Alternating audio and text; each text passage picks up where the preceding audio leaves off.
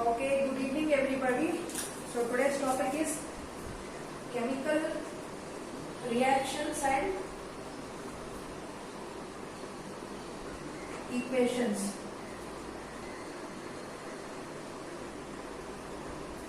Okay, so chemical reactions. We know that we are living in a world with both organic and inorganic materials, which you have studied in your our environment lesson. Organic, inorganic, there are chemicals, there are biotic components, abiotic, etc. So when we talk about chemicals, there are many chemicals like carbon, potassium, oxygen, hydrogen. All these elements, they either exist in atomic state or in molecule state. Molecule is one or more similar kind of atoms joining together. So this is called molecule. So this is atomic state. This is molecule. Similarly, we see compounds, mixtures. Compounds are the two or more elements combined together chemically. Let us say carbon dioxide combines with water and forms glucose, like that. Okay, that is chemically combining. There is physical combination also. Like the sand is mixed with iron fillings. Sand and iron fillings are mixed. So this can be separated by physical means or even sometimes chemical means. This is called a mixture. Why do we call this as a mixture? Because here there is no much chemical properties disturbed. Sand will not lose its chemical property. Also the same with iron fillings. Whereas here this is called chemically combined. So hence we tell this as compounds. Compounds can also be separated by chemical means. There are many means like filtration, condensation, etc. What happens here is when an element combines with other, they can lose their chemical property and they form into a new substance. Let us say you take a cup of milk and mix that with sugar and coffee powder. And if you heat that and you provide an extra energy, that is heat, after some time that mixture turns into a new substance called coffee. Can you take back the milk from that mixture? It's not possible, and because it is chemically combined, the behavior of the milk has changed when it has converted itself into coffee. So similarly, inside our body and also in the nature, there are many chemical reactions undergoing every minute. We think that the chemical reactions happen only in the chemistry or chemical laboratories. It's not only there. It is also in the real world. Okay. Now today's topic is chemical reactions. Did you get? These are elements, these are molecules, we have mixtures, compound. All of them, what are they doing? They're combining together, okay, to form a new substance. Similarly, a new substance can be broken down into elements and elements back. For example, the water can be ionized. Ionized means the elements can be split. So it gives you H plus, O minus, so these are all ions. Earlier we had combination, now it is decomposing. ಎರಡು element ನಾವು ಸೇರಿಸಿ ಹೊಸ element ಹೊಸ compound ಮಾಡಬಹುದು ಅಥವಾ ಒಂದು ಹೊಸ product ಮಾಡಬಹುದು. ಆ ಸೇಮ್ ಪ್ರಾಡಕ್ಟ್ ನ ಬ್ರೇಕ್ ಮಾಡಿ ನಾವು ರಿಯಾಕ್ಟೆಂಟ್ಸ್ ಆಗಿ ಮಾಡಬಹುದು. We can break that into simpler forms. Okay, so this is just an introduction. Now we will get into the lesson.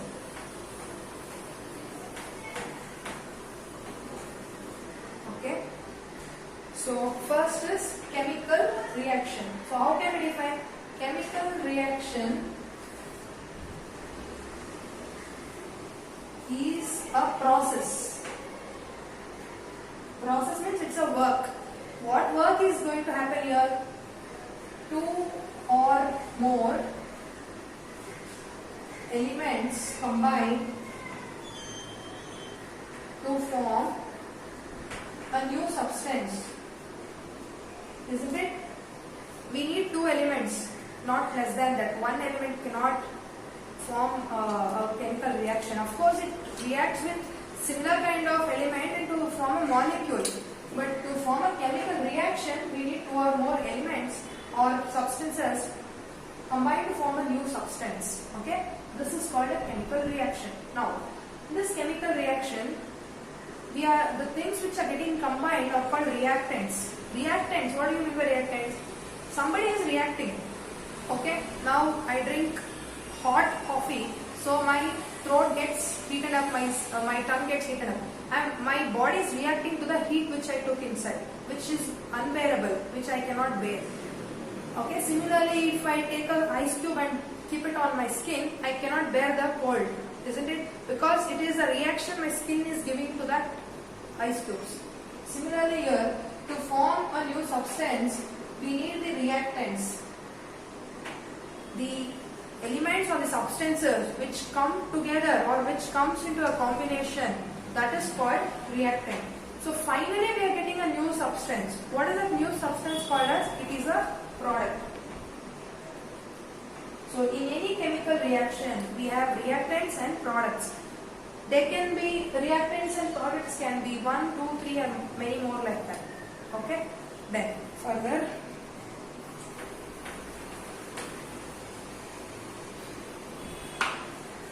So we'll take an example.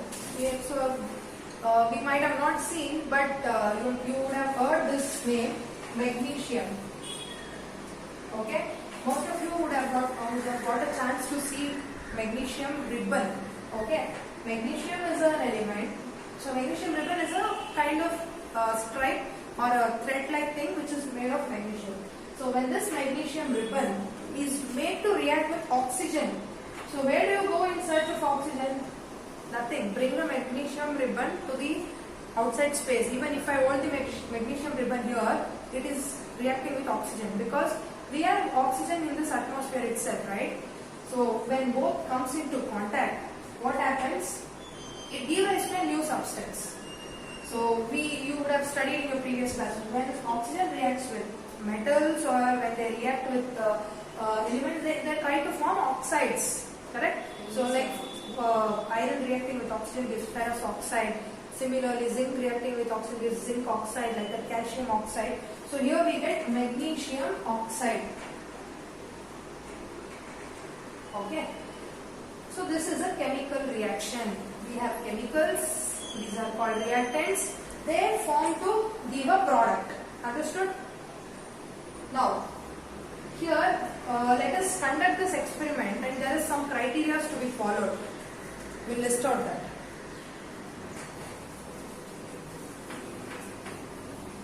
So this was an example for chemical reaction. But there are some conditions which has to be followed. That is, before burning the magnesium ribbon, it has to be cleaned thoroughly or it has to be wiped thoroughly.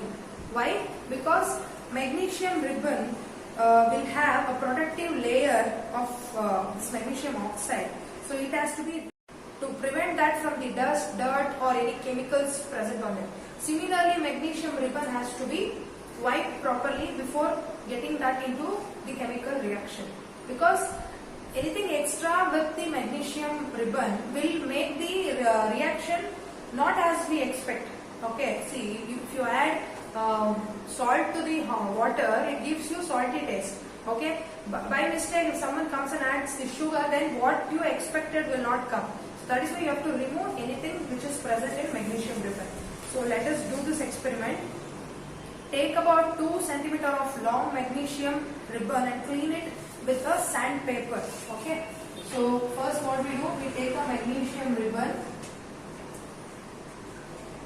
we clean that using a sandpaper or a normal cloth to remove the extra dirt or anything present. Then hold the magnesium ribbons with a pair of tongs.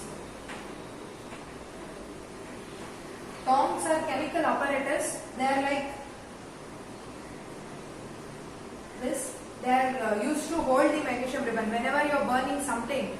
So you cannot hold the material by your bare hand because the heat might come to your contact also. So it is like just picking up the vessel which is present on the stove using a holder. Okay, mother will be using many holders, or if you see the tawa pans and the milk boiling vessels will be given plastic insulators, okay, handles, because it will not catch the fire or it is not a good conductor of heat.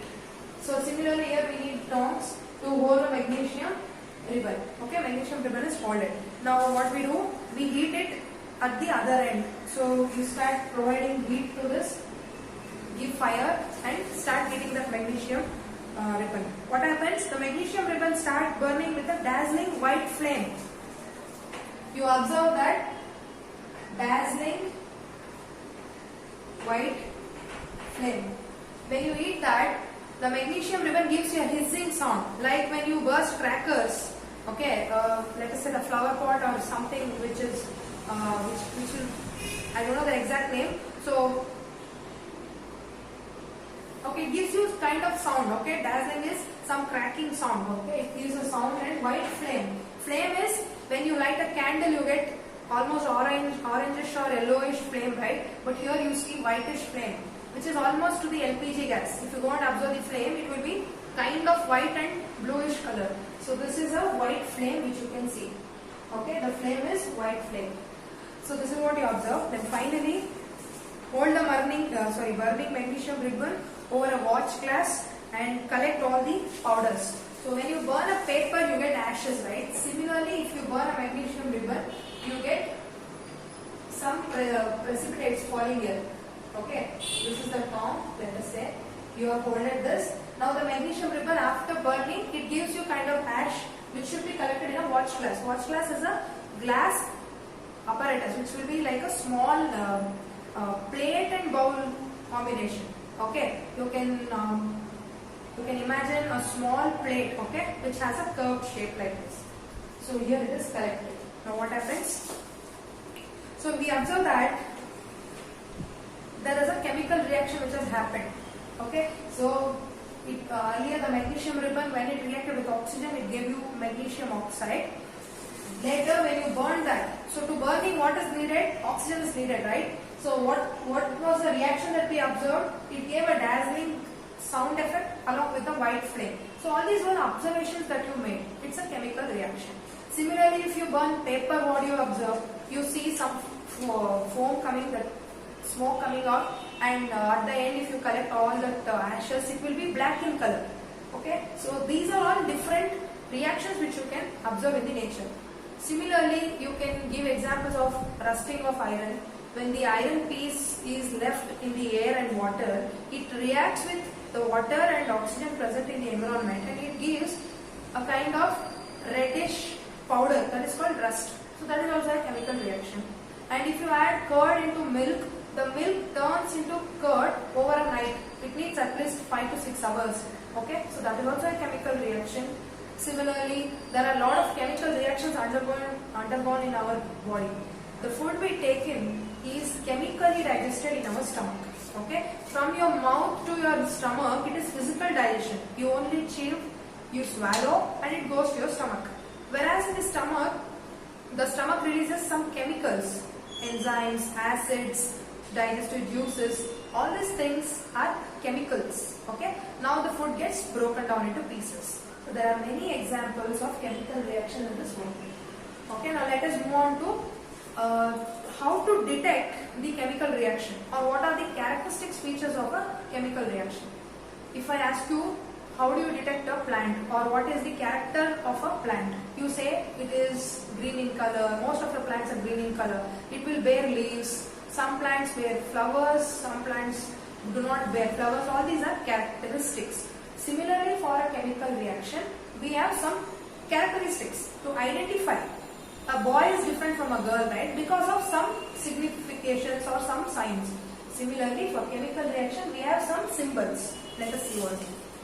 Rather than calling a symbol, we say some behaviors.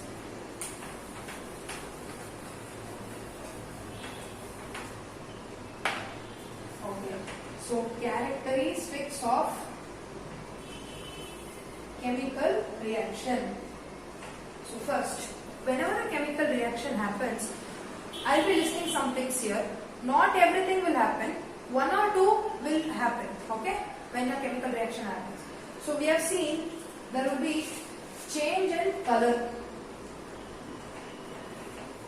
So coffee is the best example, right?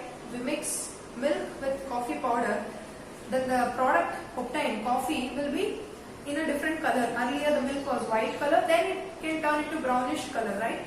So that is change in color. Then change in taste. Let us say you drink a milk, so you can identify the milk taste. by your taste receptors in your tongue.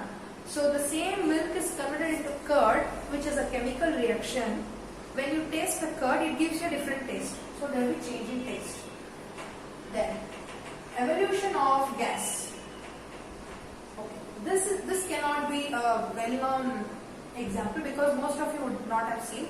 But you would have noticed when your mother or your any person who uses acid to clean the toilets or anything, once you put the acid on the floor, it gives you hissing sound or gas coming out, isn't it? There will be some smoke kind of thing coming out. So that is called evolution of gas. Usually in movies or in laboratories, you might have seen or tried, when you do a chemical reaction, some gases will be evolved. Okay. Then change in temperature. Even this you might have not observed much. We will take examples, then you will observe. So what is this temperature? Okay, so this is temperature. So when some reactions happen, either the reaction will cool or the reaction will become hot. That is change in the temperature. Next, so change in the state.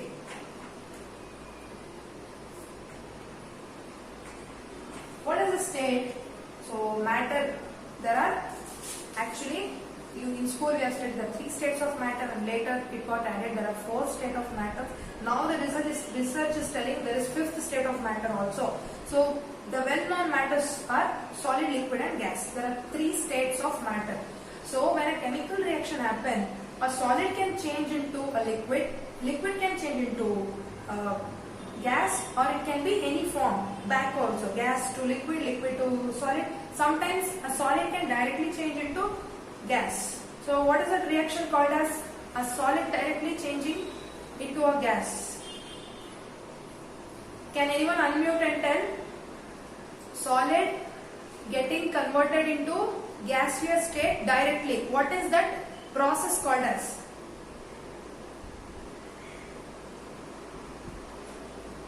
Sublimation. Very good. Who told this? Akshay, is it? Yes, ma'am. Very good, Akshay. It is sublimation. So you all know camphor. Camphor is karpura. So when you burn camphor at your homes, or if you have seen in others' home, camphor will be in solid state. When you burn that, it will not turn into liquid. It will directly change into gaseous state. And after some time, you cannot see where did the camphor go, because it got evaporated. So that is sublimation. Very good. So change of state. When it changes to each state, that is also the characteristics of chemical reaction. Now let us go in depth. We will understand each thing along with some example. Okay.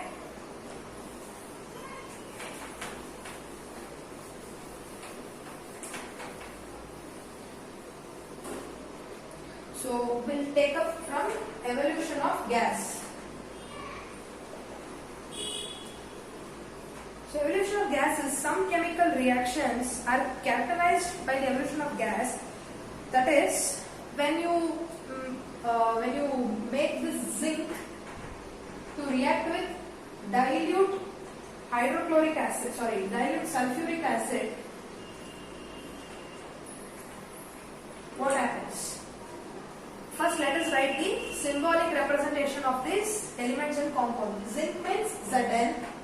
Dilute sulfuric acid. See, in acids there will be 2 kinds, dilute and concentrated. Dilute is a weaker acid which is not much corrosive. Corrosive means if that acid is poured on some sensitive objects, let us say the plants or the skin, it will not give you much disruption or much damage will not happen. But a concentrated acid is capable of burning the things, okay, which is more powerful. Here we are using dilute sulfuric acid. So sulfuric acid is H2SO4. When zinc reacts with H2SO4, we observe there will be a replacement.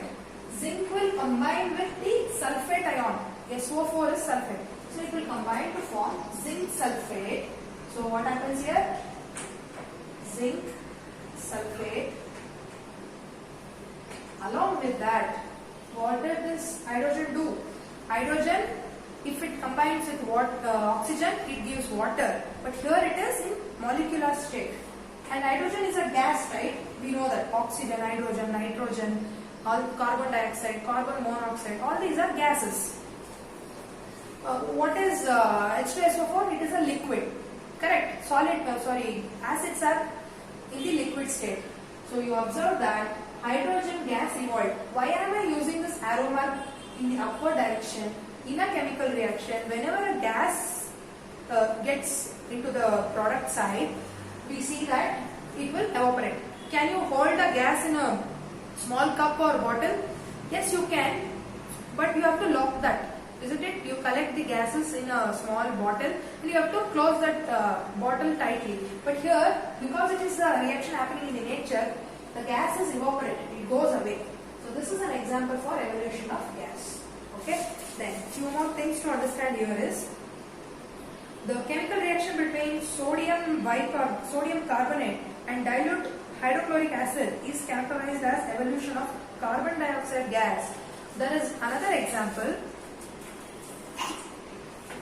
Guys, hope this is clear. Any interactions we will take at the last.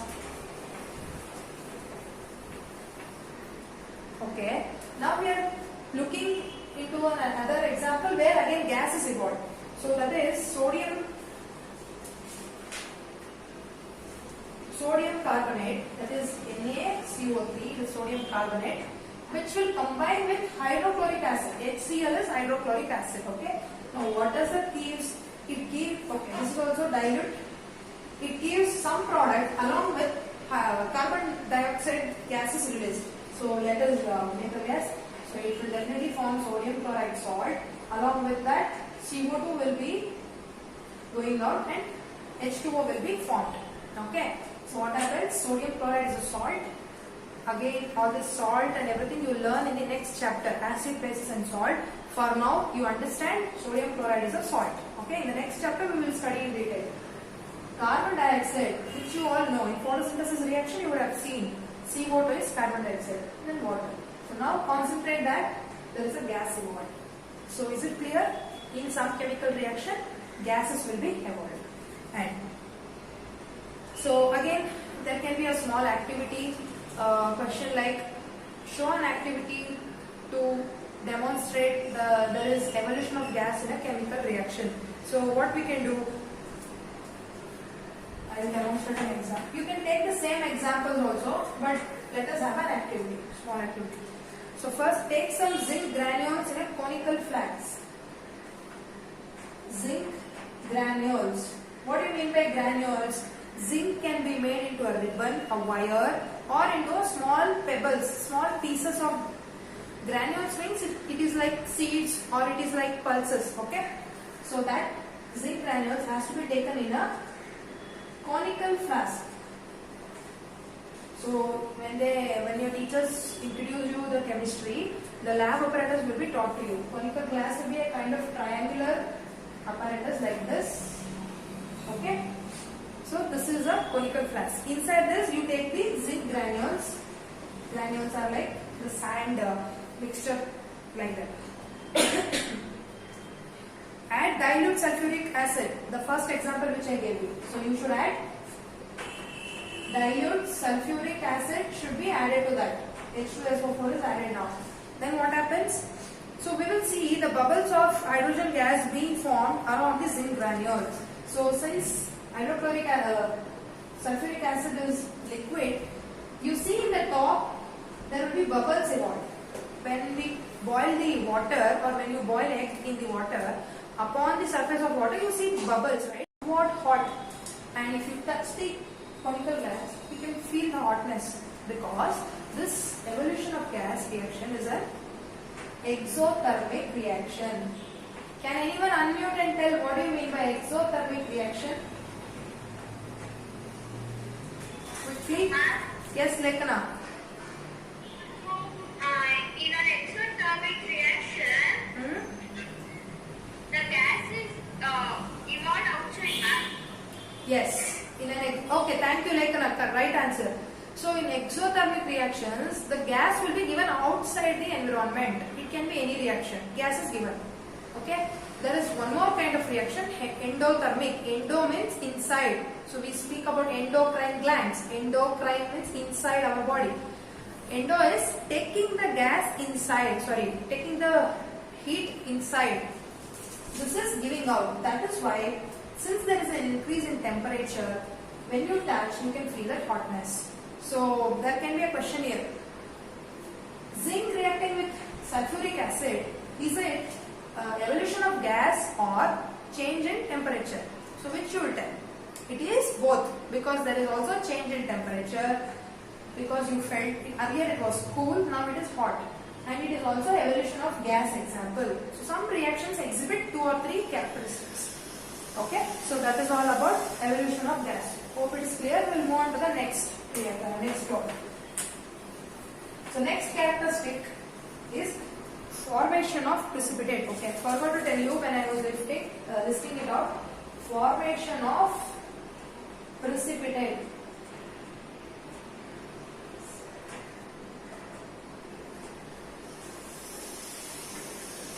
Okay, let us first understand what is this precipitate. So, same coffee example we'll take. Before the coffee is being served, we will filter that. Unless it's a filtered coffee, if it is homemade, then we will filter that, because the residues, the coffee powder, which is not completely dissolved in the milk, will remain in the coffee, right? After finishing off your coffee, at the end, bottom you can see there is a layer of powder left out. So that is called precipitation. Similarly, you take sand mixed with a glass of water. After some time, if you don't disturb that, all the water will be in the above level, whereas the sand particles will be in the bottom of the glass. So what do you call that as now? Precipitation. It is settled down, okay? But in the chemical reaction, when some reactants combine together to form a new substance, there can be gas evolution, there can be also precipitation formation. There will be a kind of material which is settled down, settled at the bottom. This is called precipitate. Okay. Now, in which reaction this will happen? We'll see. So, some chemical reactions are categorized to form the precipitates. For an example, the chemical reaction between potassium iodide and lead nitrate. Okay. In chemistry, few words and few substances we would have not got a chance to see. Potassium iodide. Many of us would not have seen. Even I have not seen potassium iodide. But just you should have an imagination. Potassium iodide and lead nitrate. Potassium is K. Okay. Iodide is what? It is a kind of that symbol iodine symbol, and iodide, since we have an ion here, there will be oxygen combined. Okay, this should be your imagination. It's not an exact chemical equation I'm writing. Imagination. Similarly, lead nitrate. Lead is symbolized. Session is over. Okay, wait. We'll finish one. Then lead nitrate is, lead means Pb. Please, students, today you please refer the periodic table once. At least make you get a general idea of what each symbol is signified. Pb means it's not something else. Pb is lead. Okay. Nitrate means it should be starting from N. Similarly, iron is not I, it is Fe. So just get a glance of periodic table, which will be helpful for us here. Okay. So we will see what happens. Potassium iodide reacting with lead nitrate, it gives a yellow precipitate. Okay. It gives yellow precipitate. Okay, the steps are like this. The reaction, what happens is not bothered, but at the end, what colored precipitation is left out? It is yellow precipitate. Okay, then what is it? Let us understand. Take some lead nitrate solution in a test tube. In a test tube, you have to take some lead nitrate solution. So this is the first step. In a test tube, you take lead nitrate over 15%. Okay. So then add potassium iodide solution to this. So this is the second step. This is a solution. Solution means before adding that into the test tube, you mix that with water. That is called solution. Okay. So when we are dehydrated, when a person is undergoing loose motions or diarrhea, he is given ORS solution. Solution is putting that in water. Okay. When both comes into contact, a yellow precipitate of lead iodide is formed. You see in the test tube, in the test tube, you see yellow color will be formed, and later at the bottom kind of powder will go and settle. That is lead iodide. Lead combining with iodide. Okay, both of them combine together to form a new substance. And a change in color also takes place in this chemical reaction. So earlier it was colorless, now it came to yellowish color. So this shows us there is there is formation of precipitation. Again, the same example can be used for change in color, which is another characteristic of chemical reaction. The same example can be used for formation of precipitation. Understood? So we'll start off with a new session. Pause.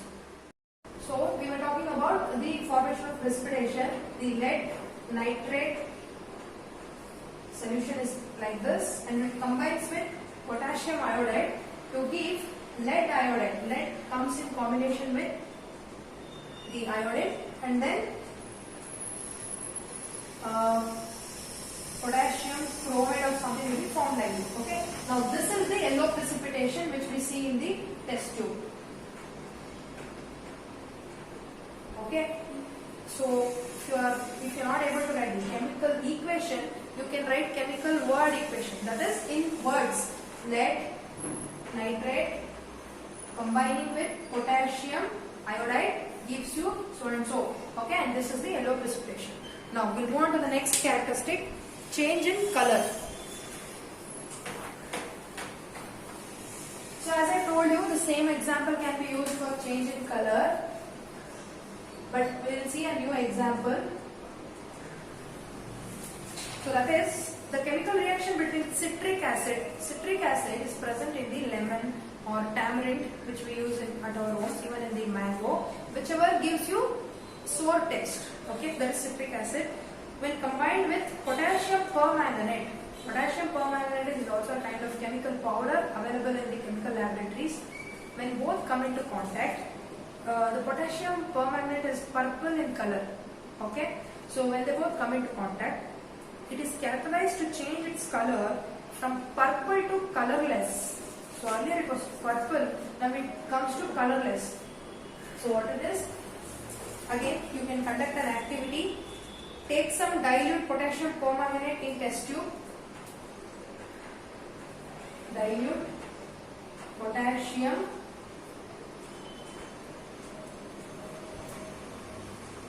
permanganate in a test tube.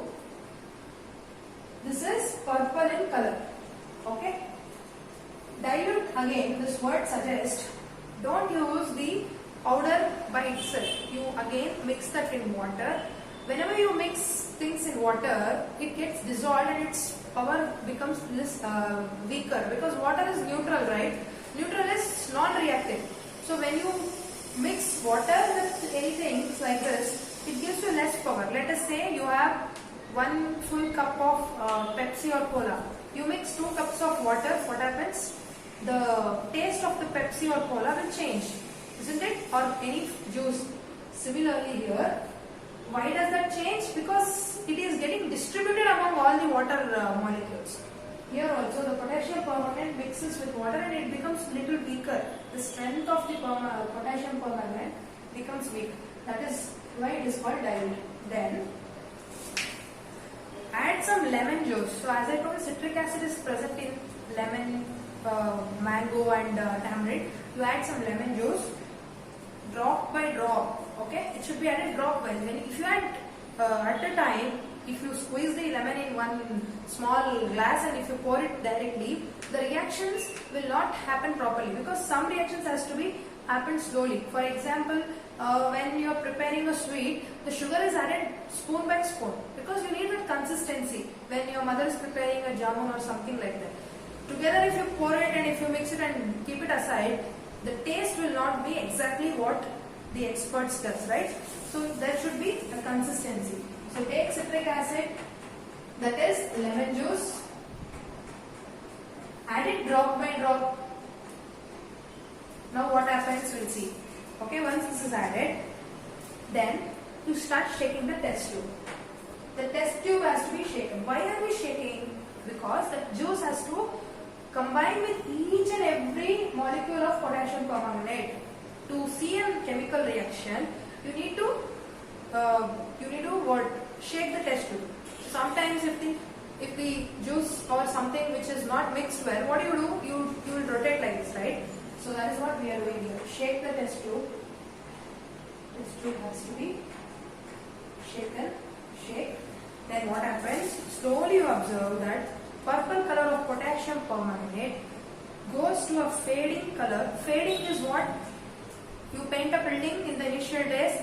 As the year passes, due to sunlight and rain, the building loses its color. It becomes dim.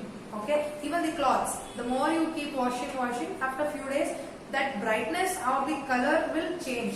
That is called fading. So ultimately, it becomes colorless. So what we observe, where the color from purple, it goes faded. Faded is becoming dull or dim. Then it goes to colorless. You cannot see any color. It normally looks like a water. Okay. So this is the reaction. Then moving on to the next example, change in temperature.